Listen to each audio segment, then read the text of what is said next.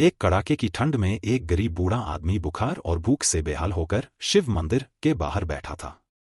तभी वहां शहर के सबसे अमीर सेठ अपनी पत्नी के साथ एक महंगी गाड़ी से उतरे।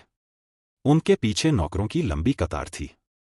एक नौकर के हाथ में फलों की टोकरी थी, दूसरे के हाथ में फूलों की माला, तीसरे के पास हीरे जवाहरात से भरी थाली थी, चौथे के पास पंडित को देने के लिए महंगे मलमल के धोती कुर्ते थे और पांचवें के पास तरह तरह की मिठाइयां थीं।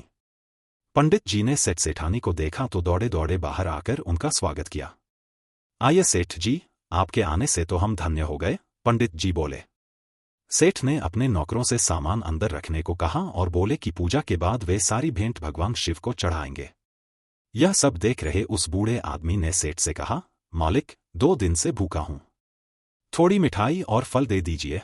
सेठ ने उसकी बात अनसुनी कर दी। बूढ़े ने फिर सेठानी से गुहार लगाई, मैम साहब, मुझे बहुत भूख लगी है, चक्कर आ रहे हैं, कुछ खाने को दे दीजिए।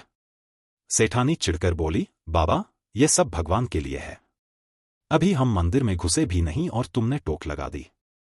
जब वे सब मंदिर के अंदर जाने लगे तो अचानक सेठ के दोनों हाथ टेढ़े हो गए। दर्द से चीखते हुए सेठानी रोने लगी और बोली, इनके हाथों को क्या हो गया? अचानक लकवा कैसे मार गया? पंडित जी ने हाथ जोड़कर कहा, माफ करना, मैं आप दोनों को एक बात बताऊं? भगवान उस बूढ़े आदमी से नहीं बल्कि आप दोनों से नाराज हुए हैं, इसीलिए उन्होंने आपके हाथों को टेढ़ा कर दिया है। पर हमने क्या किया? सेठानी ने हैरान होकर पूछा। पंडित जी बोले, आपने क्या किया? मैं बताता हूं। आप भगवान को चढ़ाने के लिए इतने महंगे उपहार लाए, पर यह भूल गए कि हर इंसान के अंदर भगवान बसते हैं। आप मंदिर के अंदर भगवान की मूर्ति को भेंट चढ़ाना चाहते थे, लेकिन यहां तो खुद भगवान उस बूढ़े के रूप में आपसे प्रसाद लेने आए थे। अगर आपने उसे खुश होकर कुछ खाने को दे दिया होता तो आपके उपहार अपने आप भगवान तक पहुंच जाते। किसी गरीब को खाना खिलाना तो साक्षात भगवान को भोजन कराने के समान होता है।